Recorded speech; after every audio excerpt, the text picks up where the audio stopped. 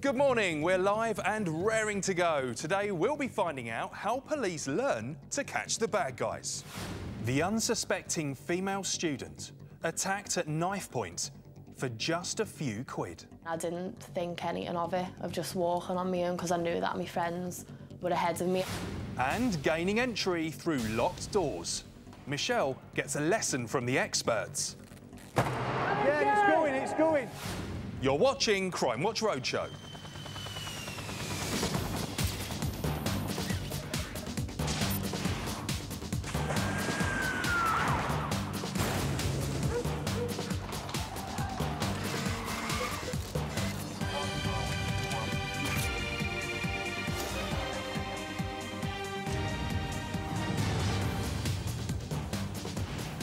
Hello and welcome to Crimewatch Roadshow, helping the police across the country tackle the everyday crimes that we all find such a menace.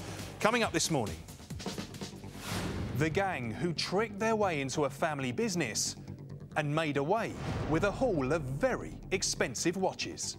Definitely affects you for the rest of your life. I'd never experienced fear like that. And the volunteers happy to spend their spare time catching criminals. I can't think of a time when somebody needs help most than when they call 999.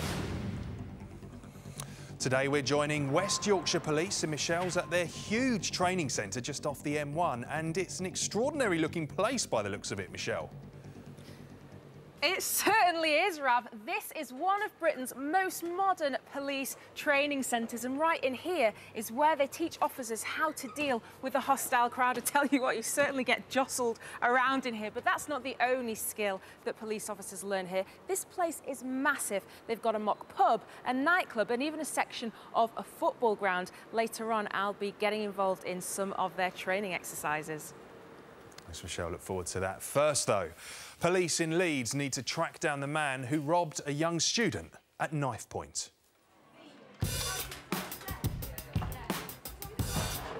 Thursday night is a time for catching up for this group of students in Leeds. We go to Headingley Taps every Thursday. Obviously, it's only round the corner, so we don't have to pay for taxis, so it's just easy for us. 20-year-old Rebecca's studying child development, and she loves an evening out with her friends. It's not like a mad night out when we go to Taps, like as much as when we go to a club, because we just kind of like sit around talking. But when it came to closing time, the friends wanted to carry on chatting.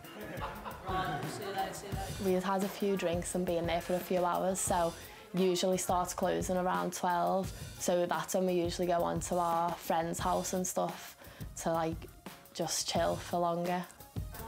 The friends left in small groups, but Rebecca happened to start walking alone.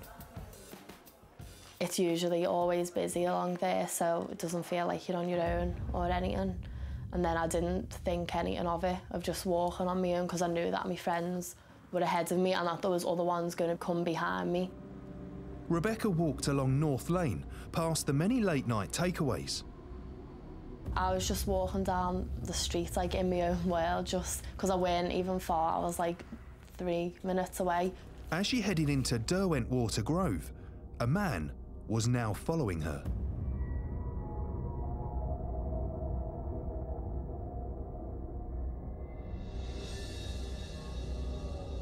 The road was quiet, and he launched his attack.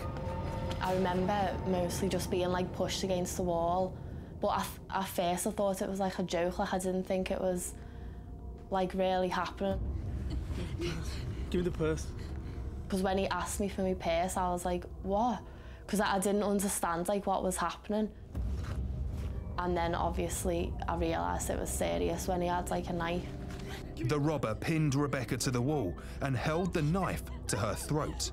He had me pushed against the wall, and then I gave him my purse. And he told me like not to scream. Don't scream, give me your purse. And then he ran away after that then. The attack lasted just half a minute, but left Rebecca completely distraught. Just felt like in shock. Didn't understand what had happened, like I just started walking. After I went back onto North Lane, there was like the group of mates who were behind me, And they were like shouting like, "Wait," like being just completely normal. And then that's when like I realised, and I just like broke down and stuff, and then they called the police. The robber had put Rebecca through a terrible ordeal. He had a knife. But her purse contained just a few pounds in change. Once like he took my purse, or literally all he got from it was like £4. There was like me cards and ID and stuff like that in, but there was no money, so he got nothing. So the whole thing was just pointless.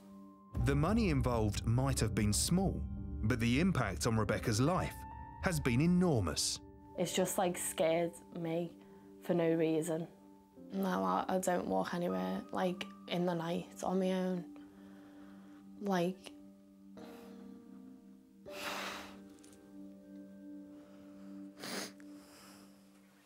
a truly shocking attack, and all for just a few pounds. I'm joined by DC Dave James in the training centre's mock pub. Now, Dave, you managed to get a pretty good description of the attacker, didn't you? Yes, we did. We're looking for a light-skinned Afro-Caribbean male, 5'4" to 5'5" tall, medium build. He's got a local Leeds accent, and he's wearing distinctive clothing. It's a light blue or light grey pullover hooded top. And the description that you got was all created for the EFIT. That's correct. The victim has compiled this EFIT. And where did the attacker come from? The attacker's come from the Ash Crescent area. He's been captured on CCTV coming down South Parade towards Cardigan Road. This area is very close to Headingley Cricket Ground. It's believed the attacker has walked past the victim, then walked back up South Parade, where the attack's taken place next to the Baptist Church. Dave, thank you very much. If you've seen this man, please do get in touch with us. The number is on your screen, Raf.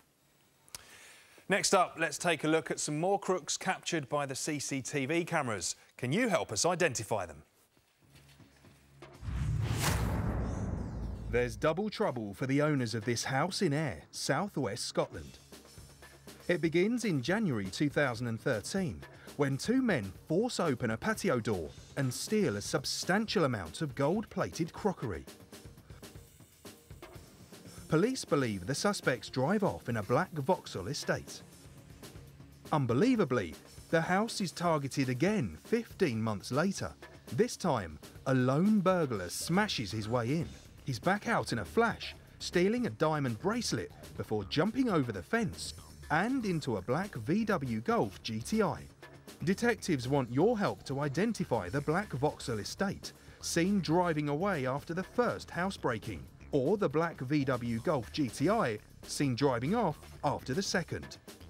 And what about these men? Valuables are no longer kept at the home, but we still need you to pick up the phone.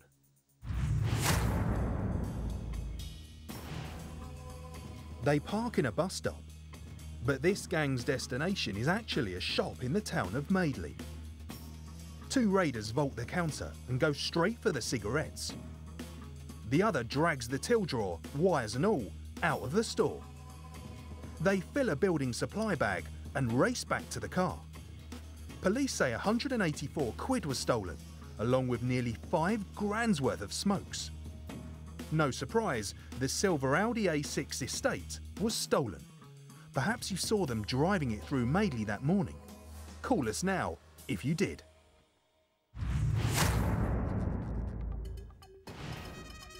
Now, this matching pair may look respectable enough, but police say they're really burglars. They force open the door of a house for homeless youngsters in Charlton, London. But they can't decide whether to stay or go. Here they come again, but something spooks them and they leave empty-handed. Detectives reckon they're double trouble. Names, please. Well, if you can name any of the people in those clips, then do please give us a call on 08000 468 999. You can text us on 63399, text CW space and then your message, of course. You can email us instead. There it is, that's the address, cwr@bbc.co.uk. Now, let's see what Michelle's up to. This training centre has been open for just over a year and it's one of the most modern facilities in the country. I'm joined by Chief Superintendent Angela Williams. So tell me a bit more about this place. OK, well, we're in the public order arena at the moment, where we've got a mock house, a mock pub and junctions and streets laid out behind us. It's absolutely massive, isn't it? And it's not just used by West Yorkshire Police. No, other forces from across the region, they come and use the facility as well. And we've also done some multi-agency training days with the council, fire, ambulance, to see how we can all work together. So tell me a bit more about these mock-up events. We've got one right here. Yeah, this is our Elland Road replica stadium for football, and the officers are just arresting somebody that's clearly had far too much to drink. It's a compliant arrest, and they're going to remove him from the stadium and take him out now. It's really great, isn't it, to see real hands-on situations and for them to get involved in it? Yeah, it's really important that our training is as lifelike as possible, and therefore when the officers are then out on the street, you know, their training will kick in and they'll be very professional dealing with members of the public. And this is only part of the site, isn't it? It is only part of the site. We've got a firearms range as well. We've also got driver training and a skid pan, so the site is massive and it's absolutely great for the officers. Angela, thank you very much. Well, I took part in a bit of police training myself, and the skills that I were learning were introduced to me by one of the officers. It actually involves accessing doors when people don't want to open them. They make it look so easy. Smashing down doors is a skilled job, and this is where you learn how to do it. Every year, Carl trains around 250 officers in the techniques needed to get into all kinds of buildings. And this strange-looking structure, full of different types of doors, is where he does it. Hi, Carl. Hi, Michelle. Nice to meet you. Pleased to meet you. Welcome to the MOE facility which we have here. MOE means method of entry. It's the term used by police when deciding which tactic to use when breaking into a house or building. It must be quite expensive, having to have an endless supply of doors. How does that work?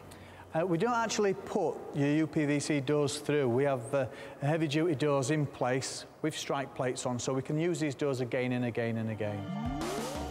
Most people would recognise this. It's known as the enforcer. But there are all kinds of other tools with some unusual names for different kinds of doors. This is a hoolie bar. We've got the duck bill, or the wedge as it's known, right. And that can be put between the door frame and the actual door, or a gate. We have a claw that can also be used to take the hinges out. So what kind of door would you use this particular piece of kit for? Generally an outward opening door. What we also have is what we call a rabbit. The rabbit is used to open reinforced doors. It's just like a car jack. Right. Pump, the hydraulic fluid goes through to the jaws and it opens the door. It's time for me to find out how it's done. I'm going to be tackling the most common and easiest door to break down. This is a piece of kit you're going to use to enforce the door. Okay. So let's get you kitted up. Fair enough. Okay. Before I use the enforcer, I'll need some training. Cradle the enforcer. Push up and lock the arms out. Get it up there. Push. Okay. Is there any movement in the middle? No movement, OK. If you're going to step back in a straight line, swing the enforcer back, cock your elbows, push off your back leg, and drive into that area there near the lock. You have to be seriously fit for this, don't you? I can feel the muscles in my arms working already. You've passed everything so far, so OK. Next job, let's see if you can put a door through. Right, let's do it. So first of all, I need to check where the locks are in the door. Check the bottom. There's movement there, so no lock. Top. Movement there. Middle. No movement. Signal to my colleague. A second officer needs to brace himself against the door to stop it moving and improve my chances of getting through. Eyes on the target. Move out. Over. Yeah, it's going, it's going. It's much more difficult than I expected, but at last, it's open. It's hard that though, isn't it? Thanks, guys. I got there eventually. Joining me now is Superintendent Dave Lunt. Dave, you're in charge of the training here at the centre. What exercise are we going to see here now? Well, this scenario is about a violent person who's been threatening members of the public and police officers and is now in the property behind us. We've tried to talk to the individual, he won't talk to us. We know the door's locked, so what we're going to have to do now is force entry into the property to arrest him. So we've got a group of officers who'll do that for us. They're actually in safety equipment, as you can see there, and we've got a ram that will force the door open. So if you're ready to go, we can push on. Yeah, let's get started. OK, go! So, as you can see, the officers have forced entry through the door now. We'll do a slow, methodical search inside. The officers still don't know what to face inside this property here. We can see that somebody's up the top of the stairs, throwing crates down, throwing objects down at the officers. So we have to protect ourselves. Still trying to talk to him all the time to get him to come down and give himself up. The officers are now going up the stairs, trying to speak to the individual. Is it safe for me to go in, Dave? It is, Michelle, off you go. Thank you very much. I shall follow these officers upstairs. Now, at the top of these stairs, we've got Joe Westerman. Sergeant, nice to meet you. Tell me what's happening now we've reached the top. OK, well, we're after Gareth, who's a wanted male, been offering violence. Officers have been deployed in protective equipment with shields because the threat level is sufficient that we need to offer that protection. But we know he's gone upstairs. We just need to go through now methodically, search the building, locate him and arrest him. OK, talk me through what's happening as we move forward then. OK. Rory, we need to go to the doorway to the straight ahead. Zoe, to the doorway on the right. Do you understand? Yes. Yep. Go. So I'm going to follow you behind here. What happens now? OK, we just checked to see try and identify where the male is. If we can establish that one of the rooms clear, then we'll move forward as a team into the other room where we can reasonably expect that he is going to be. Rory, what we've got? You've got bathroom clear. OK, form up with Zoe to enter this room. Right, Sergeant, we've got a bed in front, chest of drawers, a wardrobe to the left-hand side. We've got a loft hatch open and ladders leading up to the loft. OK. We just need to establish that he's not hiding the wardrobe, but it's likely that he's gone up into the loft. So we just need to go forward nice and safely, again, to try and locate him with the view to arrest him. Right, let's go into the room then. So we need to move in here nice and safely, as Joe says. I'm going to lurk in the background here so I don't get in the way. What's happening now? OK. Establish that the wardrobe's clear. It's likely, because the loft hatches are open, the ladder's there, that he's going to be up inside the loft. We can hear him now, he's up there, he's hiding. He obviously doesn't want to be arrested. Yeah. As you can imagine, trying to get somebody from a loft can be potentially dangerous. I certainly wouldn't want to be climbing up the ladder and sticking my head up there no if way. an angry person or somebody who doesn't want to be arrested. As you can see, Rory's got a piece of equipment there that allows us to put a camera up into the loft and establish if he's in there. Zoe's negotiating with him, and hopefully she'll be able to talk him down so that we don't have to go up there and arrest him and deal with him in the loft space. It's really, really useful, isn't it? And Joe, it's great that you guys can do this in such a safe environment. It's really useful, isn't it? Yeah, absolutely. Train for reality. Doesn't happen that frequently out there in the real world, but we train for worst case scenarios, so the officers have got confidence in the kit, the equipment and the training, so they can go out there and if needed, they can deal with it in a live situation. Joe, thank you very much. Rav, I didn't realise how complicated this stuff was, but join me later when we'll be seeing how the officers make arrests in crowds. Will do. Still to come on today's programme. The hidden history of a 100-year-old police uniform found in an attic. Can you help us find out more about its owner? And the well-dressed thief and his gang who came prepared. You're more suspicious of people. The thought that every potential customer could do that to you is quite disturbing. Now let's turn to a very upsetting crime against an elderly woman who was attacked in her own home, or assaulted in her own home. DS Will Crowther from Thames Valley Police, tell us where this assault took place. It took place on the 9th of January of this year, between 5 and 6 p.m, when an elderly lady received a knock at her door, and she lives in a village in Berkshire. So what exactly happened? She let the male in, believing him to be her carer. He followed her into her bedroom and he assaulted her by placing his hands beneath her clothing. OK, now, this has had a huge impact on the victim and her family. So let's hear from her daughter, who has spoken to us anonymously. When someone makes a sexual assault on a 96-year-old woman, it's just unbelievable. It makes you wonder why somebody does that sort of thing. I think it's really, really important that he's caught. Yeah, I mean, it's just terrible what's happened there, but you do have some CCTV of the man that you believe is the offender, don't you? What's happening here, Will? We do, yes, and I need the public's help and hopefully to identify this man. As you can see, he's buying alcohol in a convenience store just opposite the victim's home. He's wearing a distinctive blue top and a holdall because we believe he's a door-to-door salesman in the area. Yes, and if the public can help us identify this man. Yeah, it's a very good still as well, isn't it? And I have to ask, how is the elderly victim now? She's OK, but it's obviously had a devastating impact on her and her family, and they're hoping that we'll be able to find the man responsible. Yeah, we do too. Well, thank you for joining us. And please do take another look at this suspect there. We've got it on your screen now, and if you have any information that might help police, you can call us, or if you prefer, you can call Crime Stoppers anonymously. I'll give you their number now. It's 0800 555 111.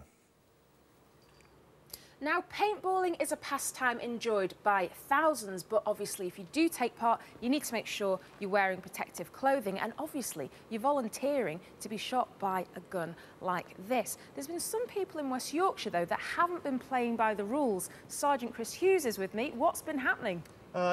Between early to mid-May of this year, the communities around Meltham, Marsden and Slowett in Huddersfield have suffered a series of incidents where properties have been shot at with this paintball type device, cars and also members of the public as well, just going around their daily business, have been shot at as well. How many people have been affected?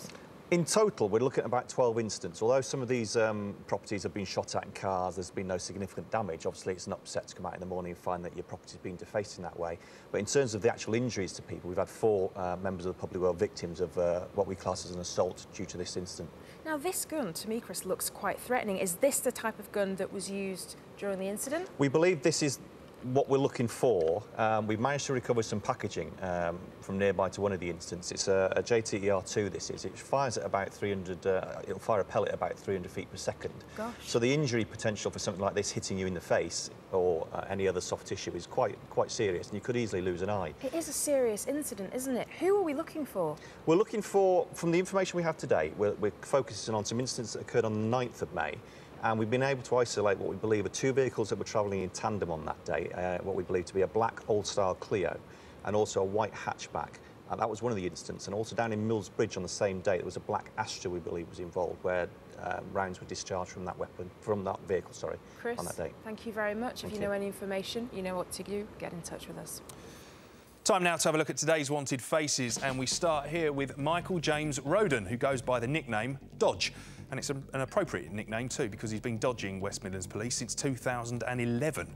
He was originally jailed for 3 years for growing cannabis, but he didn't stick to his licence conditions when he was released, so he's wanted back in prison. He has links to Redditch in Worcestershire, but police believe he's now living in Murcia in Spain, where he's apparently a regular at the gym. Now, bear in mind, he's a lot older now than he was in this picture. That was taken back in 2007. Police in the West Midlands want your help to find this man. This is Luke Marcus Allen. Officers want to question him after discovering wraps of heroin and crack cocaine. Allen has 3 stars tattooed on his right hand, as well as a face and the words "Bad Times" tattooed on his other hand. He's got ties to Netherton in West Yorkshire and Wolverhampton in the Midlands. Or can you help police find this man? This is Alan Goodin. He's wanted by Met officers after a series of burglaries and non-payments at B&Bs and small hotels across the country. Goodin is 65 years old, and as you can see here, he may now have a beard. Now, he has the name Lynn tattooed on his left forearm, an East London accent, and wears glasses. He also suffers from glaucoma, so police believe he's getting treatment for this condition somewhere, possibly under one of the many false names he's known to use. Finally, if you're in the Birmingham area, keep an eye out for today's last wanted face. This is Jerry Collins. He's wanted by West Mercia Police after a woman was repeatedly harassed and threatened. He's got a Brummie accent and goes by a range of different names, including Geraldino Garcia and Jeremiah Collins. So, if you know where any of them are, do pick up the phone. You can call us on 08000 468 999. Calls are free from most landlines. Some network and mobile operators will charge for these calls. Or you can text us on 63399. Of course, you can email us too The address, cwr@bbc.co.uk. Next, being a police officer can be a very rewarding job. In fact, it's so rewarding that 20,000 people around the country give up their time to do it for free. It's 6 a.m. on a Saturday morning and these guys should be having a lie-in. Instead, Special Constables Russell Mogford and Ryan Malik are out executing arrest warrants in Wakefield. Dad of 4 Ryan makes his living as a financial advisor during the week, but at the weekend he gives up his time for free as a special constable. Being a special is extremely exciting. I love the idea of being able to be there to help people, and I can't think of a time when somebody needs help most than when they call 999. Russell works for a furniture company, but finds time to do 50 hours every month as a special. He loves every minute. There's absolutely no difference between a regular officer and a special constable. We get the same training, we get the same equipment, and we get the same powers. It's certainly great when you're chasing after someone, adrenaline's pumping, you're running as fast as you can with all your gear on, and somehow, miraculously, you manage to catch up to them and get them. It is certainly a good feeling. Today, Russell and Ryan are part of a team executing warrants. First up, they're looking for a man suspected of a serious assault. Morning. The first suspect appears to have moved away. No. Does he live at this address? It's a disappointing start to their shift. Have a good day. Cheers. Next, the team head off to execute another warrant. We're just going to head over to this chap who's wanted for burglary. The house is a maze of rented rooms, but the burglary suspect is nowhere to be seen. But there's plenty more names on the morning's list. Next is a teenager wanted for questioning over some criminal damage. We've got to check his current address, where his last known address is, and find out if we've got any further information. We haven't had a chance to speak to him about the potential crime that has been committed, so all we know what to do is go arrest him, then he will be handed over to the suspect management unit over at Wakefield. Go. For the teenager, it's an early wake-up call. It's his mum who called the police, so there's no problem getting through the door. Is he in bed? Yeah. Should we go wake him up? Go on, fella, let's get out of bed. Well, if you're under arrest for criminal damage, you don't have to say anything in army defence if you're not mentioned. When questioned something, give it a line on court. Go to court, please, and some money. Take a seat down there, please. On searching his room, the specials find drugs paraphernalia and some nearly empty bags of cannabis. Now he's going to come down with us to Havertop Road, where he'll be interviewed. We've got somebody now that's going a little bit off the rails, and Mum wants to nip it in the bud before it goes any further. It's an extremely challenging job, but definitely rewarding by the end of it. I think you need to show great patience. I think you need to show great resilience. And you just need to show that you are willing to listen to people. It's police. But also deal with situations that are presented to you. Back at the station, the teenager admits criminal damage and possessing cannabis. He gets a youth conditional caution and a recommendation he gets anger management and drugs counselling. Well, I think today just is one of those incidents where it showcases what the Special Constabulary is about, really. You've seen the enthusiasm this morning of the team that's come on. They're all giving up their own time to come and do this. So to have the Special Constabulary come out with us and go and tackle some of our warrants and the individuals that are wanted for offences is something that's really beneficial. Well, it seems that special constables are becoming an even bigger part of policing, not just here, but right across the country. In West Yorkshire, the police force are looking to treble the number of specials to 1,500. I'm joined by Assistant Chief Constable Mark Milson. Hello, Michelle. Mark, tell me why you're doing this. Well, we're doing this because there are thousands of people who are so public-spirited and care so much about their communities. They genuinely want to volunteer their time to help keep people safe and make a difference to their own local communities. Last year we did the Tour of France, and over 25%, over 500 specials took part in that event. So we've just got tremendous volunteering interest, and I think it's only right to tap into that. Wouldn't critics say, though, that this is policing on the cheap? Yeah, I think they would say, and let's be honest, the police are facing very demanding cuts, and there are real consequences to those. But it does miss that positive about the public-spirited nature of British people, and I could say certainly in Yorkshire, you know, a tremendous wish to help other people. And but if you call 999, Mark, you don't want a special, do you? Well, I think you'll find they're quite well trained.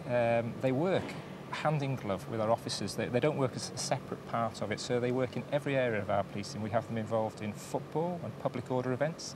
We have them involved, obviously, in cycle racing, you just mentioned there. Mark, thank you. We'll have to introduce Al. Speak to one of our specials, he'll tell you. Our senior section officer. So, Al, tell me from your point of view, if you're in trouble, would you not want a full-time professional officer? It makes no difference, to be honest. We're trained to the same standards, we have the same powers, and as the ACC was saying, we're so well integrated with the regulars. It's very likely, if viewers have had recent contact with the police, that they will have dealt with a special constable and won't have known the difference. The standard is so high. Thank you very much. Short and sweet. Thanks, guys. Thank you. I'm tall and sweet. Next, a meticulously planned raid on a family-owned shop in Halifax. Keep an eye out for one of the robbers, who seems to have made a special effort to dress up for the occasion. This jewellery store has been part of life in Halifax since 1902. It's named after this man, Lister Horsfall, whose great-grandson runs it today. My great-grandfather would be very proud that the business is now in the 4th generation. I took over from my father 9 years ago, and hopefully it may be still around for generations to come. We've worked very hard for what we've got, and we've worked very hard to get to where we are. It's a company with loyal staff. Jonathan and Gemma have worked together for 15 years. I used to come past the shop in my late teens, early 20s, and aspired to work here, and several years later was offered a job here, and I've been happily here ever since. It was nearly closing time, and staff were beginning to think of home. Gemma and I were slowly winding down, as you do at the end of the day, and about 20 to 5, Gemma let a gentleman into the shop who we believe were a potential customer.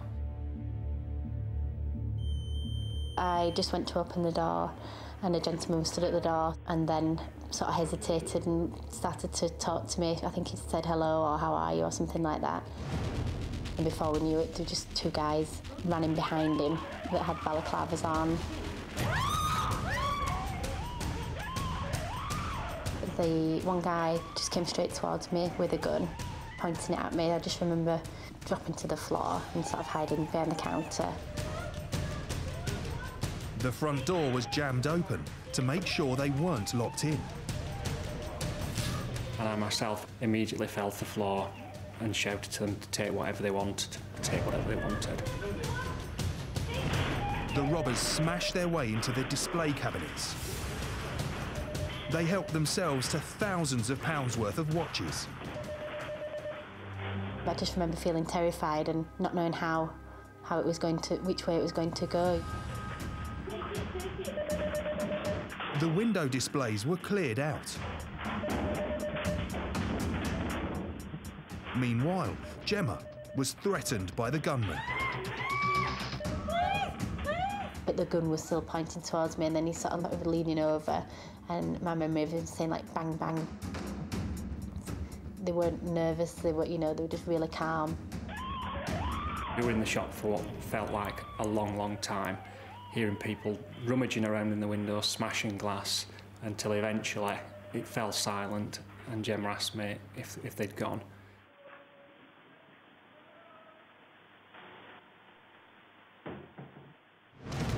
In just over 2 minutes, the gang had escaped with watches worth £600,000. Staff were left distraught. I just remember looking around and just seeing the mess that they'd left, and then it just sort of hit me really what had happened. Physically, the shop was in a mess. You know, they smashed the shop up, but obviously psychologically for Gemma and Jonathan, there was a bit of time recovering. Gemma didn't want to work on the shop floor anymore, which is understandable. Definitely affects you for the rest of your life, as being in that sort of situation. I think the fear side of it, I'd never experienced fear like that. silly things like when I was at home, I remember being in my kitchen and sort of having visions of people stood at my kitchen window with balaclava, just things that you never think would happen. You know, you hear about it, but you don't ever think would happen. Security's been upgraded, but the teams still find it hard to put the robbery behind them. You're more suspicious of people, whereas you like to be welcoming and you like to be open-minded towards people. It does affect you, and perhaps I'm not just as open-minded as I used to be. The thought that every potential customer could do that to you is quite disturbing. A ruthless crime, and that's not the first time that this shop has been robbed in a month. 4 weeks earlier, it was also burgled, and around £250,000 worth of watches were stolen. Police have said that they don't think the two incidents were related. It was just an unlucky coincidence. I'm joined now by DI Alan Rourke. Let's concentrate on the raid in the film. We do get a good look at one of them, don't we? Tell me about the robbers.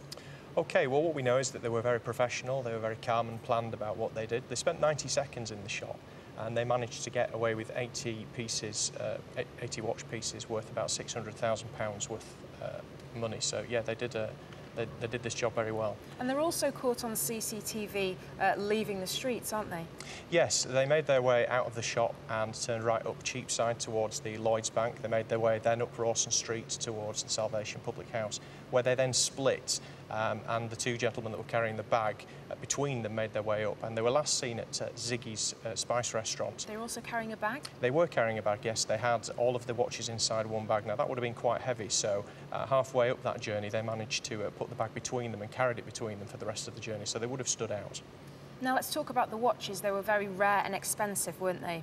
Yes. The watches, as we can see here, are all serial numbered and they're all Rolex watches. So here we have a Skydweller male Rolex watch, which is dual time zones. That's worth about £30,000. Below here we have a ladies' Rolex, which is a mother-of-pearl face and rose gold bracelet worth about £20,000. And let's talk about the one in your hand briefly as well. What we have here is a GM Time Master 2, which is a Rolex watch again, and it's worth £25,000. All a lot of money, isn't it? A lot of money, but very rare as well. Very, very rare. Alan, thank you very much. Any information at all, get in touch. Now, we've got a slightly unusual appeal for you now. We'd like to find the descendants of the officer who wore this tunic, which was recently found at Penarth Police Station in South Wales. PC Robin Mellor from South Wales Police joins me now. Good morning, Robin. So, how on earth did you find this tunic? Well, we're having a bit of a clear out in the police station, just clearing away all bits of kit and uniform that have been left lying around for a while. And whilst doing that, I decided to pop up in the attic and I found this tunic in a box. Now, you've done some research and you think you know roughly how old it is, don't you? That's right, yes. A lot of the information comes from the buttons. As you can see, it's a 7-button tunic, though 2 of the buttons from the top are missing. And they were first used by Glamorgan Constabulary in 1894. However, if you look closer at the buttons, you can see they actually have a crown on them. And the crown on these buttons is the King's crown. Obviously, if it was made during the time of Queen Victoria, it would have been a Queen's crown, so we know it's post-1902. Yeah. Also, in 1935, the buttons became chromed. And as these aren't chromed, and like my buttons on my tunic, then we know that it's before 1935. Okay, now, you also think you actually know who it actually belonged to? That's right, yes. When we obviously found it in the attic, it was covered with a lot of dust and cobwebs. And whilst I was giving it a brush, I found this statement here in the pocket. Now, this is fascinating. Tell me what's within the statement. Well, it really is interesting, this is a statement by PC Robert Burrell. And the statement describes an arrest he made in 1928 when he arrested a gentleman for stealing coal. And there was a very good reason that the guy gave for stealing the coal, wasn't it? It seems quite innocent, actually. Indeed, yes. He says that he got up early that morning to get some coal from the local colliery because he didn't have any coal at home to keep his house warm. Fantastic. Now, there's something else that I really like personally. On his collar, I think we can see it here. We can actually see quite close up the numbers on there, and there's a very interesting fact about that we still use today, isn't there, Robin? That's right. As you can see on his collar, you've got the number 498, and as it's on its collar, it's the collar number. And that's something we still say We still today. use, obviously, today. As you can see on my tunic, number has moved to the shoulder, but we still refer to it as a collar number. Now, one last clue that you've got. We know that he was a PC barrel that we knew wore this tunic. You know that he went on to be an inspector as well, and roughly when did he retire? Just for all the clues that we can piece together here. Well, he was born in 1905 in Mountain Ash in South Wales. He joined Glamorgan Constabulary at the age of 21 in 1926. He served with Glamorgan Constabulary for 28 years, retiring in 1954 at the rank of inspector. OK, Robin, thank you. And if you think you may well be a descendant of PC or Inspector Barrel, or you know someone who is, do please get in touch with us. Next, Michelle's finding out about an exciting way of teaching crowd control up in West Yorkshire. Yes, Rav, this is where police officers get to experience what it's like to work within a crowd. These punch bags actually simulate people in crowds who are pushing and shoving the officers as they're wading through trying to make their arrests. The more you kind of push these punch bags, the more hostile the crowd becomes. That's the idea. I'm joined again by Joe Westerman. You're one of the trainers. Tell me a bit more about why this is such a useful training tool. Effectively, we can simulate a crowd of like 88 people, but not using 88 people, if you like. And it's a nice, safe learning environment where we can teach the officers certain tactics, intervention tactics about going into a crowd and potentially dealing with someone they may have to arrest. And it's obviously quite dangerous and frightening, really, isn't it? In reality, it's a bit more dangerous and frightening. It's a nice, safe training environment here. Officers get plenty of opportunity to practice and hone the skills so that when they go in there, they know what they're doing, they can go in there safely, they're given the right training and equipment, and when they're asked to do the job in reality, they can go out there and do so effectively. It's really, really useful, isn't it? If we head out here, you're going to talk me through a kind of little scenario, aren't you, where we've got a volunteer acting as a rogue? Yes, we've got Gareth, who's a wanted individual. The commanders directed a team to go into the crowd and to arrest Gareth and take him out. OK, it looks like he's coming out now. He's been successfully arrested. We've got Rory here who's made the arrest. Well done. How was that for you? Yeah, it's really good. Good training. It's a good piece of equipment to use. So it's really good. You're wearing quite a lot of equipment, you know, on your body. Do you find it quite hard, tough in there with the punch bags? It is, but it's there to protect us, so it's a good piece of kit. So we get used to it because we train on it quite a lot.